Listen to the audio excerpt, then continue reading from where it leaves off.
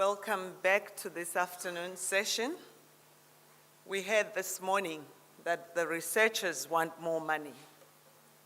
And I believe that it's knowledge that should be made available to us, but it can only be made available if they articulate their products and we can buy them.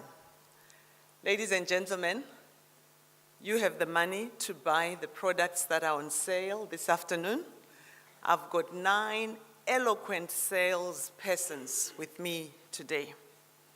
If you have not already voted, run immediately after this session. We've got computers on the 3rd floor, because we will come back to tell you what the count is on those votes. The ideas are on sale. We've invested in research. The researchers are saying they want more money. Let's see with what they have, whether there's anything worth buying. Each one of our salespersons has 5 minutes to articulate what they have on offer for us. Your job is to listen and to decide in the order of 1 to 9. If you had $9, where would you put your $9? Please don't spread them 1 each. I love competition, so I would like to see a number 1, a number 2, and a number 3. Cut it off after that. So please vote. And to our online community who've already started voting, thank you so much. Your votes have been registered. Continue voting. We're going live, and please join us as I introduce our salesperson one by one as we give them the 5 minutes. Are we ready to roll? All right. Number 1, Carmen Austin, World Resource Institute, using degraded land for sustainable palm oil. Your time begins now. Thank you very much, Linda Way.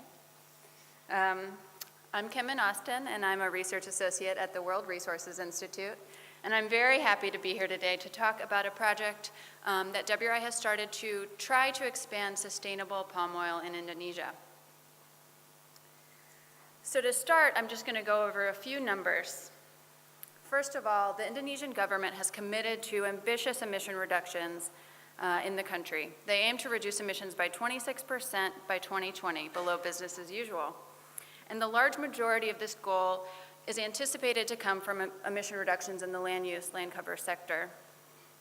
In addition, the country has ambitious goals for increasing agricultural production, including doubling palm oil production by 2020.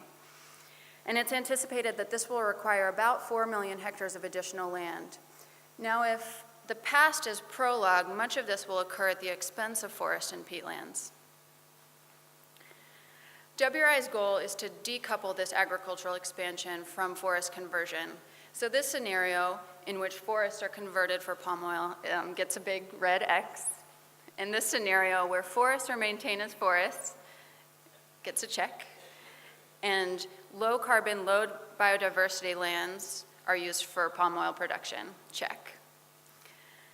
So we're approaching this in 2 different ways. The first is to encourage palm oil expansion on low carbon, low biodiversity lands. And to do this, we're defining and mapping just where those lands are. So we see this as the first bottleneck towards expanding on degraded land. And I'll mention we're focused primarily at the moment in Kalimantan, where about 65% of current palm oil concessions are located. And what we've done is started to define sustainable land for palm oil expansion in terms of environmental, social, legal, and economic characteristics. And this is what we've come up with.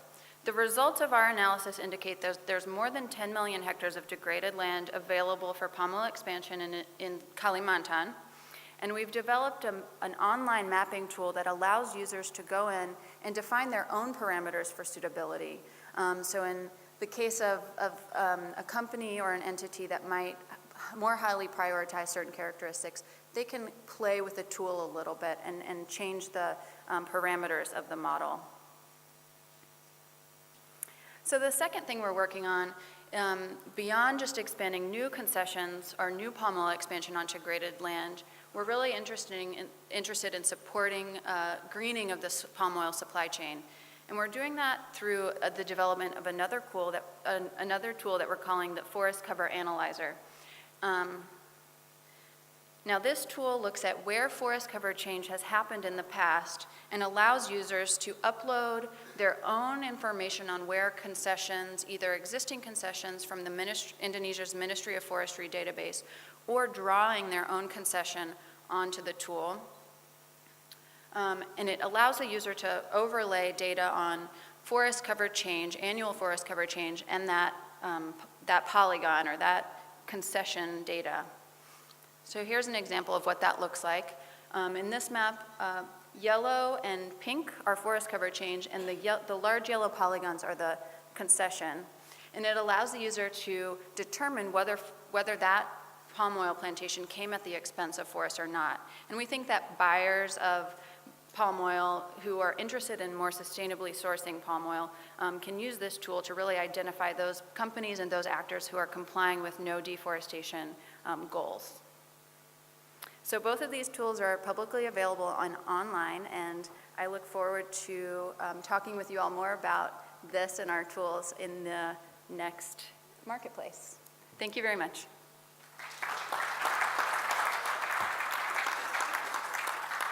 Thank you very much to Cameron Austin. Please bring your wallet and your shopping basket to the next market stall. Gary Dunning, The Forest Dialogue, Changing Outlooks on Food, Fuel, Fiber, and Forests. Your time is now. Thank you. And good afternoon, everybody. You know, for 25 years now, I've considered myself a forest guy. And I think it's time for me to reconsider that label and kind of think of myself as a landscape guy. So those of us that are in the forest sector or consider ourselves in the forest sector or in the agriculture sector or the other sectors, I think it's important that we consider rethinking how we classify and scale the work that we do. And with that in mind, I want to introduce you today to the 4Fs initiative. The 4Fs stand for food, fuel, fiber, and forests. And as we all know, we face a global challenge of unprecedented scale. Population is projected to reach 9 billion within decades, and competition for land and water resources will intensify with each new mouth to feed, each car to fill with fuel, and with each house to build. It's becoming clear that the resource demands we place on the earth have exceeded its capacity to sustainably provide for us. To face this challenge, we need to quickly shift consumption and production towards more equitable and sustainable use of natural resources. And we believe to get there, all key stakeholders need to be engaged in finding these new solutions. The 4Fs initiative is a growing collaboration of leading global organizations that have joined forces to drive a multi-stakeholder process aimed at understanding the 4Fs challenge from a local to global perspective and developing innovative solutions to solve that challenge. The 4Fs initiative believes that with improved landscape management and governance, the earth can provide enough resources without compromising its ecosystems or its climate. Its objective is to identify serious challenges, define the widely agreed upon actions, and support behavioral changes among all the stakeholders. The 4Fs initiative is utilizing the forest dialogue process model. Through that model, we convene a series of focused multi-stakeholder dialogues in key 4F nexus countries around the globe, while at the same time our dialogues will spur investment in research on the most perplexing issues. Findings from the research and dialogue process will feed into best practice frameworks that will inform public policy and catalyze action. For this reason, we seek to engage with organizations that have strong convening power amongst stakeholders in agriculture, forestry, biofuels, and food security. We're still very early in the development of this initiative, and to date, we've convened 2 international dialogues. A first experts workshop in Washington, D.C. in 2011, and the second, an international field-based dialogue in Cabo Bonito, Brazil, that focused on seeing the 4Fs in the field, meeting with the stakeholders that were working on them.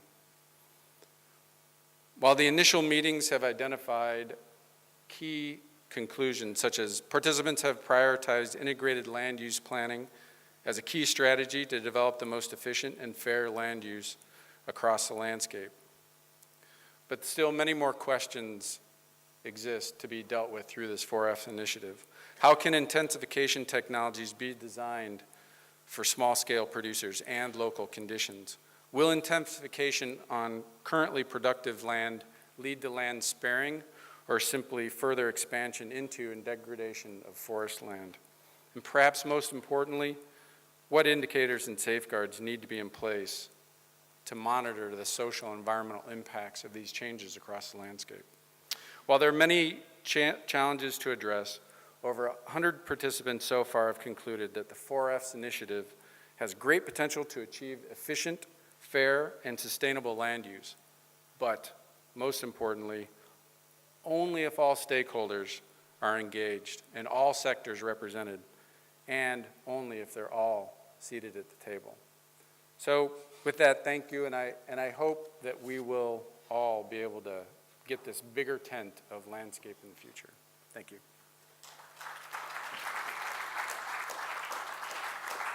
Thank you, Gary. We then move on to our third salesperson who's putting a pitch for investors to join him, Sepo Hachigonta, wanting buyers and investors for strengthening evidence-based climate change adaptation policies. Sepo, your time is now. Good afternoon, everybody. We are all here for climate change, and I would like to start with an introduction that just looks at what has been happening over the past over the past decade or so. We've seen a growing number of climate change studies, but if you ask yourself the question, how many of these studies have had an impact on the livelihoods of communities that we're working on? Do we have an answer? One of the keys to strategies to managing the risks and vulnerability associated with climate change is developing and implementing evidence-based adaptation programs that respond to local priorities and realities. The product I'm selling you today is called SecUp. It stands for Strengthening Evidence-Based Climate Change Adaptation Policies. What this project aims to do is to try and enhance the capacity of policymakers as well as researchers in the fields of agriculture, climate, as well as social economics. This project basically uses a multi-staker approach where we're trying to integrate climate data together with crop model data, cost-benefit analysis information, and household vulnerability information. The first component of the project is where we are trying to ask the question, if you look at the current information on climate, does it talk to the communities? How do we get this information to talk to farm-level communities where it's relevant at farming communities? So we get this information, downscale it to talk to those local communities in the three districts, the three countries that we're working on. We are working on, that is in Malawi, Swaziland, and Lesotho. The other component that we're doing now is looking at these downscaled models that talk to the communities at district level. How do we come up with crop responses now and as we go into the future? We use these models to come up with adaptation strategies, both in crops, just to look at if the climate is changing now and as we go into the future, how are the communities being affected? Okay, and then from there we try to come up with best adaptation or crop management options, looking at different adaptation options, and then we say, based on the adaptation options we've generated, what are the costs and benefits associated with these options? In doing so, we use still the crop models, the downscaled models, we use outputs from the crop models, and we look at how are communities adapting to current adaptation options, and how much is it costing them, for instance, to plant maize and to buy fertilizer of a certain quality. How much is it costing them now? And as we go into the future, if you put in the signal of climate change, how much is it going to cost them in the future? In that way, we are putting numbers to these adaptation options. We are trying to go down to the reality to say, if this farmer needs to move from X to Y, if they need to produce X amount of maize, this is how much it's going to cost them. The next component that we're doing is now we're trying to link the climate models, the crop models, the cost-benefit analysis information with household information. So we are going down to the communities, asking these communities, doing surveys in these communities in terms of how are these communities surviving at the moment? What do they depend on? And in doing that, we are using a household vulnerability index, which looks at 5 capitals. There's a human capital, social capital, physical capital, natural capital, and financial capital. And then using this index, we measure the household vulnerability to external shocks. So when you get this output now, you know what the communities are. You get this information from the models, you take it down to the communities. Now we want to get what is actually happening in the ground and integrate it with the climate models. In so doing, we are able to generate information that both talk to the communities, and as well as it can be used to inform policymakers as you go upstream. Some of the expected key outputs of the project include, one, strengthened scientific expertise as well as local knowledge. Number 2, strengthened partnerships and networking on adaptation research among different institutions, local, international, and as well local, international, and regional centers. The other one is to try to build crop adaptation options, like ranked on basis of feasibility, that is, how much exactly does it cost for the adaptation options? And then I'll just skip to the last one. We're trying to build into the National Adaptation Policy Action Plans, National Adaptation Policy Adaptation Plans, in which we're trying to come up with the numbers to help them implement some of these climate change adaptation options that we are coming up with. Thank you.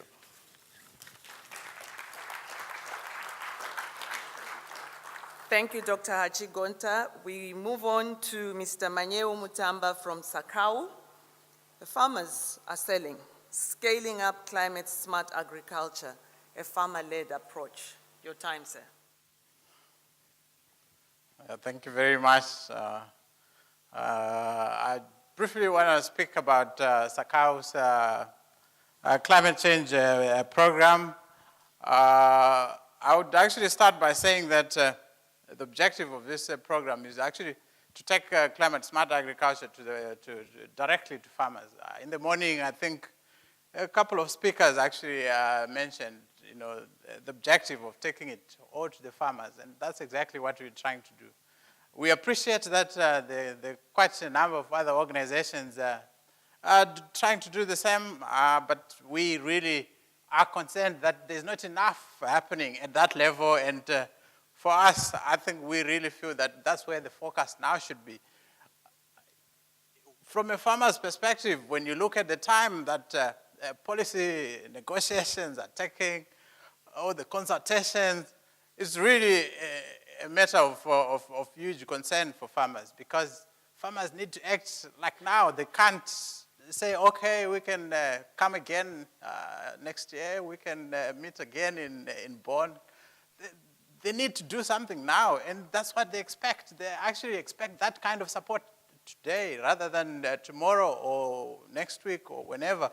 So for us, that's the real concern, and that's the basis for this kind of project. So it's really a direct response to the requests by farmers to really start leading some action on the ground that will involve farmers, that will already start to utilize some of the promising options that are being put on the table. Climate-smart agriculture to us already present some things that we can work with. And I don't think we can wait and hope to get the perfect practices and the perfect policies in place before we can act. I think it would be too late, and for us, that's our concern, and that's why we think we want to take part in actually helping farmers to access some of these practices that are already, looking promising on the ground. So we want farmers to be part of that.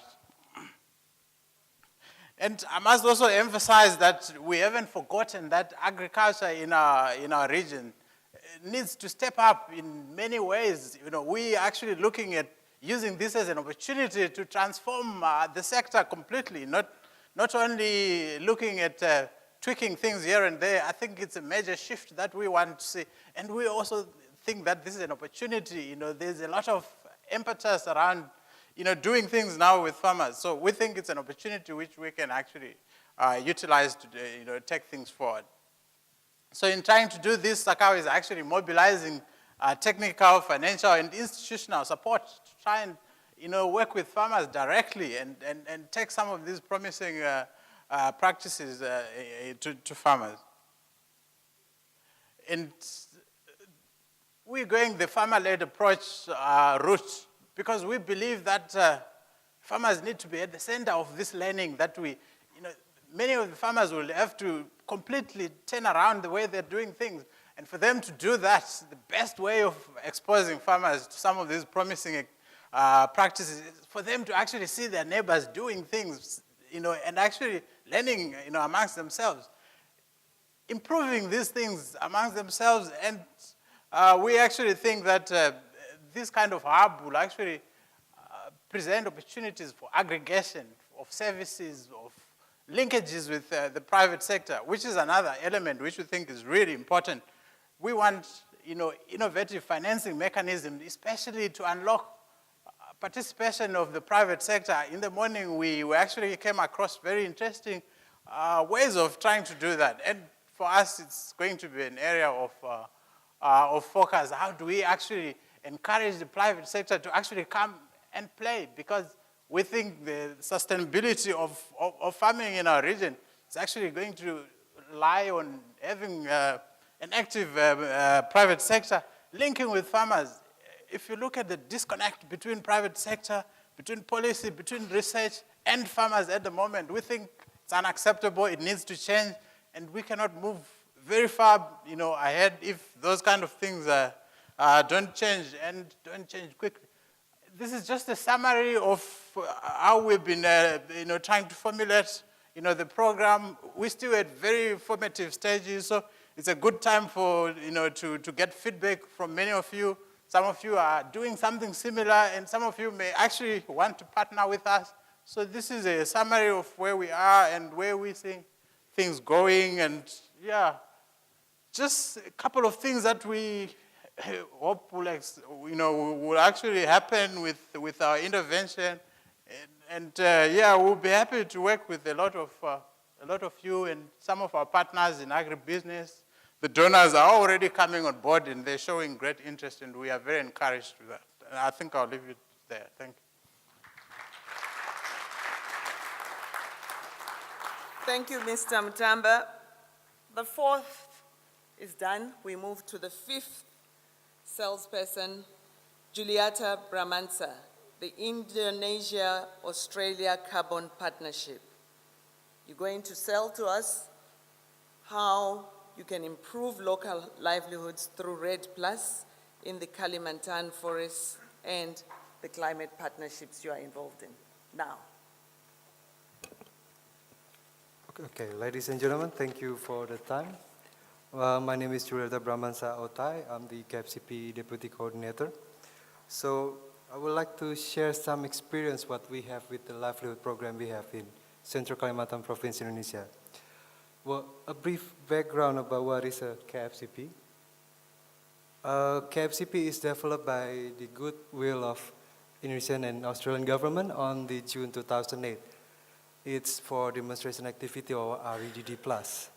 And we have 4 aims, or we call it 4 main components. The first one is to demonstrate emission reduction. The second is to demonstrate how we're going to estimate the emission reduction. The third one will be to demonstrate the benefit sharing mechanism, and the fourth one will be to support local RED institution. So for today is about the livelihood. With background of the livelihood in our project, or KFCP, our project is about 120,000 hectares. It's located in Ex-Megoras project in Central Kalimantan. It's a past government initiative for food security. At that time, about 1.4 million hectares of peatland was being converted to large, you can call it farming land.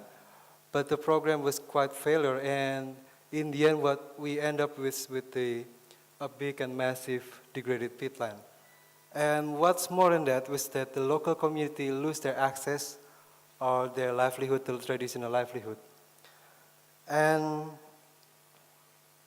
so what KFCP do for the activity? KFCP developed a methodology to improve the quality and productivity of the smallholder rubber and economic mainstay of communities in the KFCP area. So the first step, what we do is to strengthen the framework on the institutional and governance. What KFCP do is like when 2010 we do a consultation with the communities. We have about 7 villages, and we develop a village agreement with them. It took us about 9 months to do a consultation. And then in the beginning of 2011, we signed the village agreement with every villages. Once it's signed, then the work packages can be made with based on the consent of the community. The work packages will be how to improve the rubber and how to improve the other communities. Okay, sorry. There's 3 main aspects of KFCP livelihood improvement. One will be we improve the local rubber value chains. That's where we support the communities to have a higher yield and also fair price. We work with the communities and also the big farmers and also the companies to get a more fair and stable market. The second will be a farmer field school. This is a facility or instrument that we use in every village. We work with every household to give them an access to technical expertise and then to experience and also link with the other markets. The third one will be improving land tenure and livelihood security. Land tenure will be most of importance because, as we know, not everyone in the communities will have an equal size of land. Or it's not certain that everyone have the same quality of land. And this is very important for we to work with the communities to know what they're able and what they're capable to do with. And we've been supporting the communities to develop a village forest to ensure that the communities can get more access to their lands. A little bit emphasis also we want to give is on the safeguard issues. On the experience we have with KFCP is that on the livelihood, we see livelihood itself as a benefit sharing mechanism where RED Plus should provide a benefit to the communities in form of the livelihood. And what we're testing on the ground is how the way the community should work with. And for example, we work with the communities to getting land for about 2,000 households. That's about 2,000 hectares of rubber. And it's quite a long process, taking us about a year to find that everyone have a fair and just system to be placed for the community livelihood. So I think that's all for our sharing, and we would like to share more what we have done in the Central Kalimantan with the other project. We also hope to learn from the other initiative. Thank you very much. Thank you very much, Julieta. We now move on to Mark Moroj of Eco-Agriculture Partners and the Rainforest Alliance, who is making a pitch for planning for climate-smart agricultural landscapes, the case of Kenya's Kericho Mao landscape. Your time is now. Well, thank you so much. Really appreciate the opportunity to be here. Let's just dive right in. What do we mean when we say a climate-smart landscape? Is there a recipe for this? Ourselves at Rainforest Alliance and Eco-Agriculture Partners didn't know.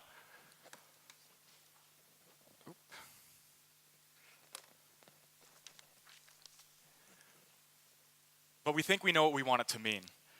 We're talking about landscapes that build productivity, that build resilience to climate change, while increasing food security, and also in a way that reduces emissions and increases carbon stocks. These landscapes are grounded in sustainable land management practices like agroforestry, restoration, and protection of natural habitats. We're seeing a diversity of land uses and recognizing interrelationships between these. So this is what we're looking at when we're thinking about climate-smart landscapes. Now that sounds great, but how do you do that in practice?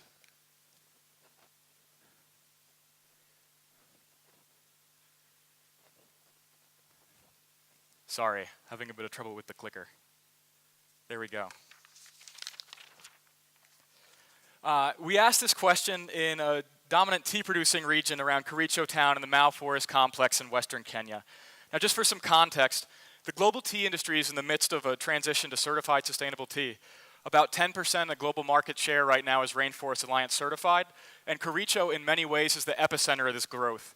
As a result, Rainforest Alliance, we've got our boots on the ground there, have for a few years, and are currently training tens of thousands of smallholder farmers in sustainable agricultural production.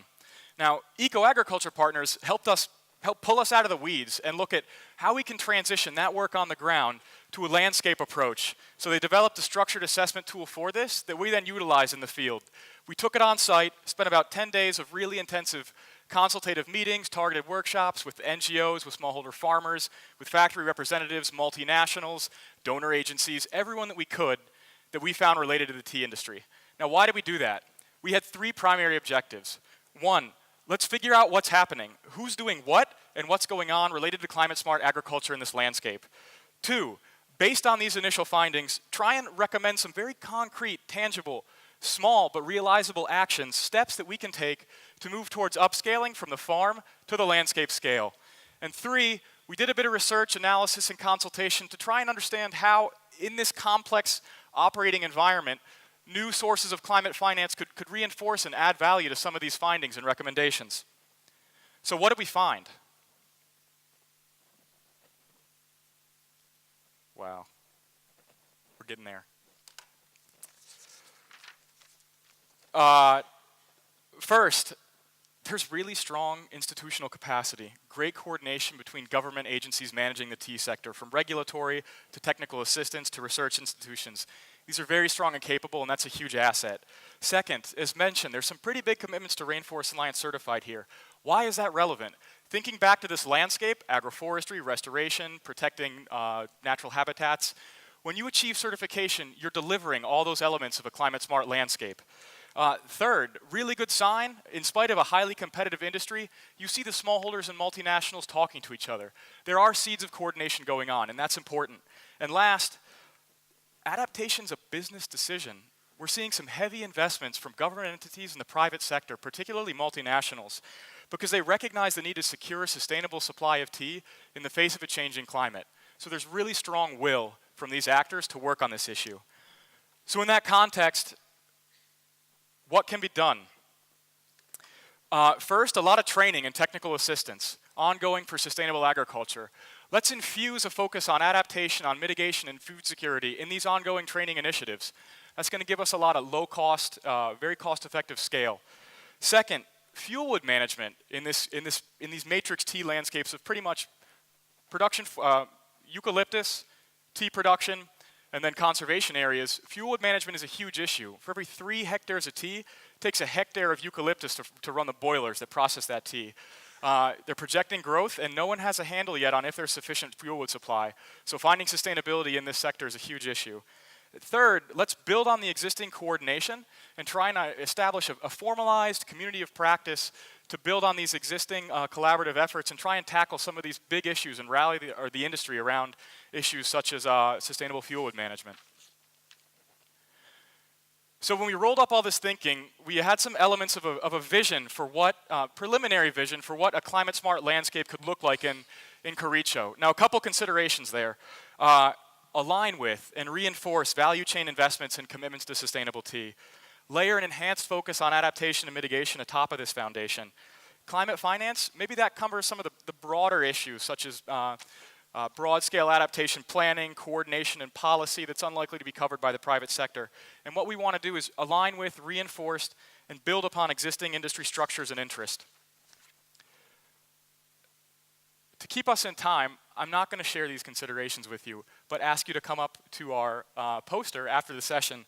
If this has piqued your interest, we'd be really interested to talk further about how this tool could apply or not in some of the places where you're working. So thanks so much for everybody's time. Rachel Friedman from Eco Agriculture Partners is here as well, and we'd really love to talk with you all. Thanks.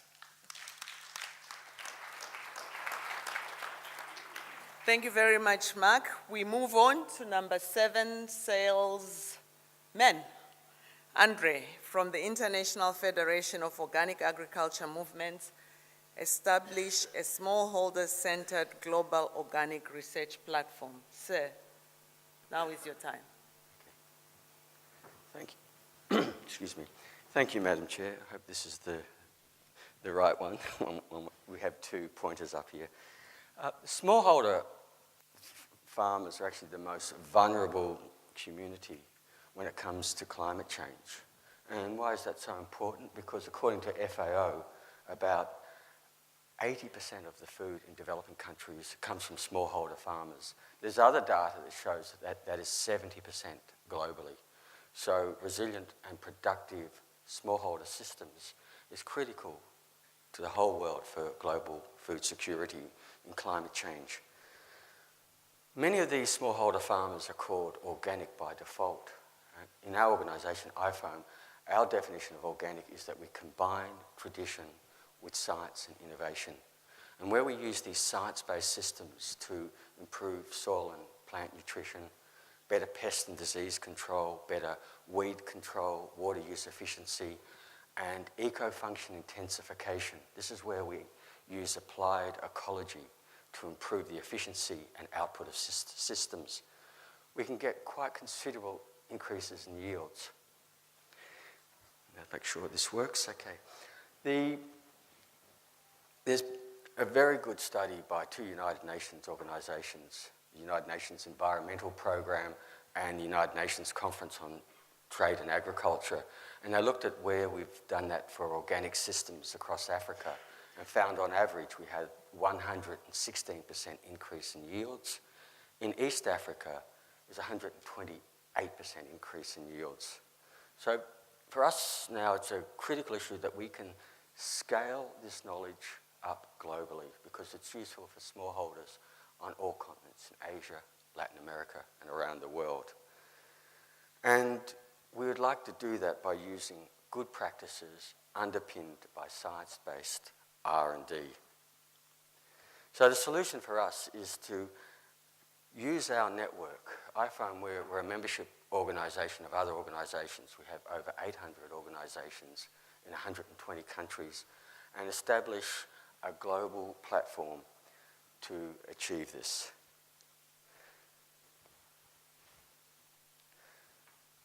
For us, what is very important here is actually to facilitate broad-scale participation. In other words, have a cross-cutting network of collaboration of farmer organisations, civil society, NGOs, the private sector, because we need the market, the UN, aid organisations, governments, and of course, the research community. We see multiple benefits from doing this, and particularly, for instance, there is good science now that shows that organic systems are good at building up soil carbon, and this gives better drought resilience in terms of better water capture, better water storage, and improved yields, better soil stability. We want to also work with high-yielding, robust local varieties for crops, livestock, compost, intercropping, crop rotation, and innovative systems such as the push-pull system in Africa and using variations of the system of rice intensification that we call planting with space for other grains. Very importantly, using local biodiversity-based inputs. And significantly for farmers, the business model is very important here. With these inputs, they're either low or no cost. So the business model, the profitability of farmers is far greater. Very importantly for us that we believe that there's multiple solutions that are needed for climate change, and we want to be part and contribute to that, and particularly to global initiatives such as the Zero Hunger Challenge, climate smart agriculture, zero net land degradation, the Rio +20 outcomes, and the Committee on Food Security priorities. If you need information, please contact our advocacy manager, Robert Jordan. He will be at the poster session. So thank you very much. Thank you very much, Andre. We move on to the number 8 salesman, Yannick, from the International Network for Bamboo and Rattan, sharing with us and asking for our money and our votes and our investment into bamboo household energy for Africa. This is your time. Thank you very much. Good afternoon, ladies and gentlemen. On behalf of INBAR, I will introduce the concept of bamboo household energy for Africa. During the next few minutes, I will show how renewable bamboo biomass can support sustainable livelihoods and food security in Africa.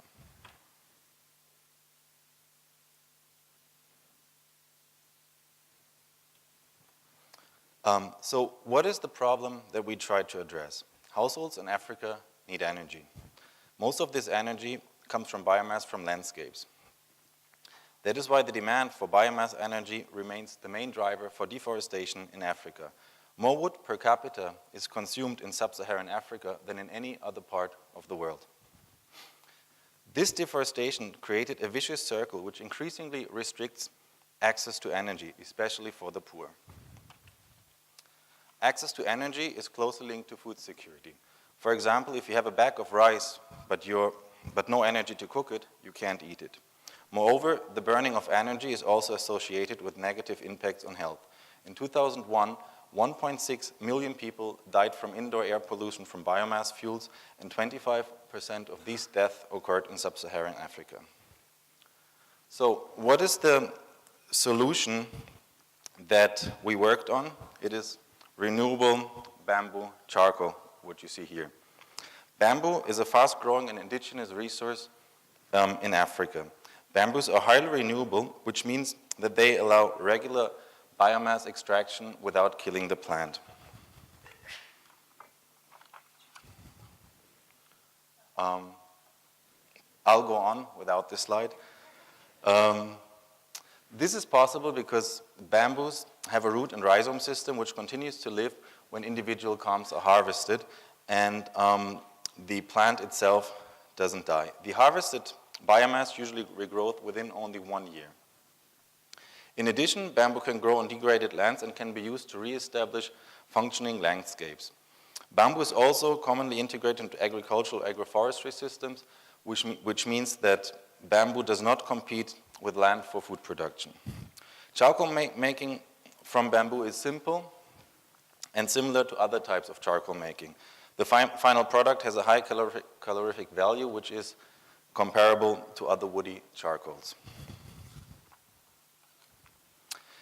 Tests have also shown that bamboo charcoal burns with little residues, which means that negative impacts on health can be reduced by using bamboo charcoal. Through setting up of new bamboo value chains, incomes for rural communities can be created. So indirectly or through the supply of renewable biomass, bamboo charcoal can contribute to food security.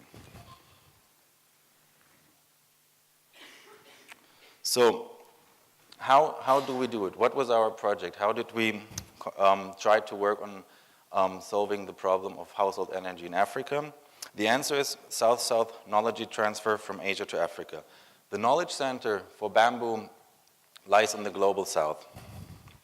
It is INBAR's task to transfer the knowledge between our member countries, which are mostly developing countries. For example, on the example of bamboo charcoal is very common in India and China. So we developed a project that transfers these existing production technologies to Africa and specifically to Ghana and Ethiopia to help them to meet their challenges related to household energy. The activities of this project include awareness raising, training in sustainable bamboo resource management, value chain development, the introduction of modern charcoal making techniques, and pilot sites. Now, I would like to conclude with presenting some of the results we've achieved so far. More than 10,000 households have already adopted bamboo as a renewable energy source. As outlined before, this has direct links to food security and health. In the project areas in Ghana, we saw a 20% reduction in the use of tree charcoal. Since bamboo is a highly renewable resource, this can contribute to avoiding deforestation. Also, over 10,000 hectares of wild bamboo have been converted into sustainably managed stands. This increases their productivity, so pressures on other lands can be reduced. Now, our next step is to take these promising results to outscale these to other parts of Africa, to enable communities to generate income, to contribute to food security, and to fulfill energy demands in a sustainable way. If you want to find out more, please visit our website or contact us during this session later on. Thank you very much. Thank you very much, Yannick. We move on to our final sales pitch, selling climate services to support farmer decision-making by Aram Tal from International Crops Research Institute for Semi-Arid Tropics and SecUp. Madam, your time. Good, thank you very much. So my name is Aram, and I am the Climate Services Champion for SecUp. And my sales pitch today is going to respond to a question posed by the Sebol early on about how concretely do we enhance livelihoods in a climate adaptive way, and also responds to the comment by Maniu, I believe, earlier, about what proof do we have. So I have a response on both. The answer is climate services for farmers, and I'm going to make a strong pitch for that today. So a common challenge in trying to deliver downscaled, action-relevant information to farmers is that information is seldom given in a way that farmers can understand.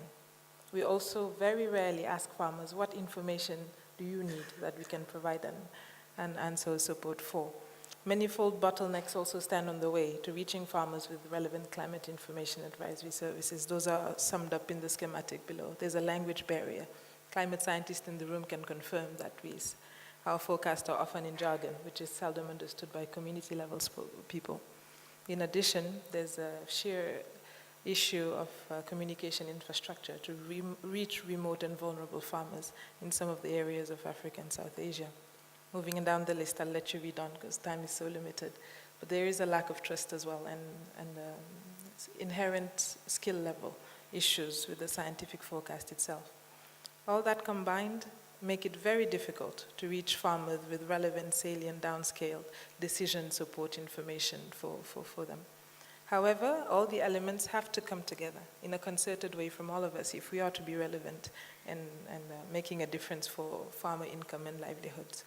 One solution that we've been testing over recent years is that of enabling very strong partnerships between the national Met services and the agricultural research community. One that is focused on delivering effective farmer-focused climate services and bringing to bear also boundary organizations. We've done that learning from practice, and this has taken place successfully in 2 countries already at scale. India's Integrated Agro-Met Advisory Service, AAS program, has been doing this nationally since 2008, reaching 3 million farmers and with plans of scaling up to 12 million, using channels such as SMS, audio recordings, and so forth.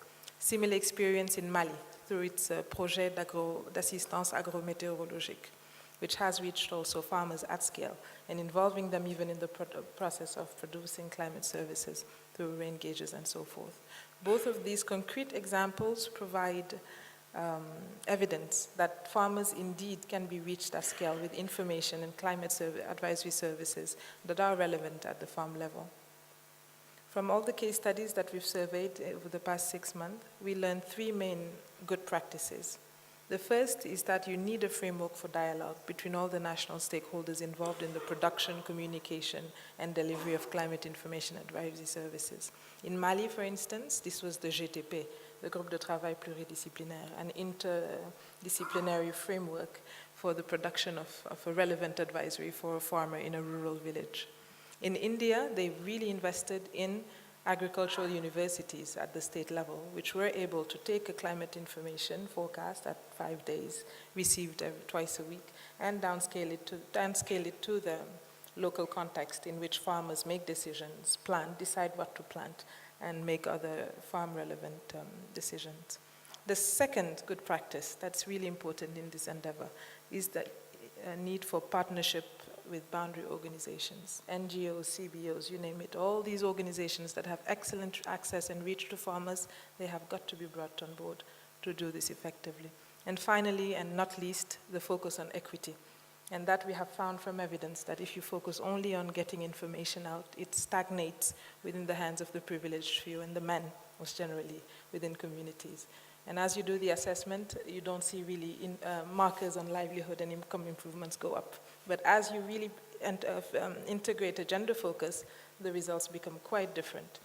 And in the privileged parts of society, women and also the scheduled caste in India, we found, became more aware and involved in the process of receiving information. So all in all, the pitch is for really strong partnerships for effective climate risk management, one that rests on strong national partnerships, building on the expertise of national institutions, through the use notably of participatory national workshops on climate services, and partnerships also between national knowledge hubs across all the spectrum, and one that bridges the gap quite concretely between those who have the information and those who need the information to make better services. SecUp is voted to this agenda. Please talk to us later on at the reception and the poster to see how we can collaborate to make this work. But the message is that this is possible, and it really can make a difference, so let's do it together. Thank you.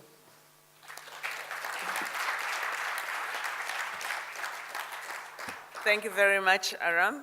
Ladies and gentlemen, you agree with me, it's never easy for a farmer, let alone a researcher, to pack their knowledge into 5 minutes. And our salespersons have done a great job. Join me in congratulating and thanking them.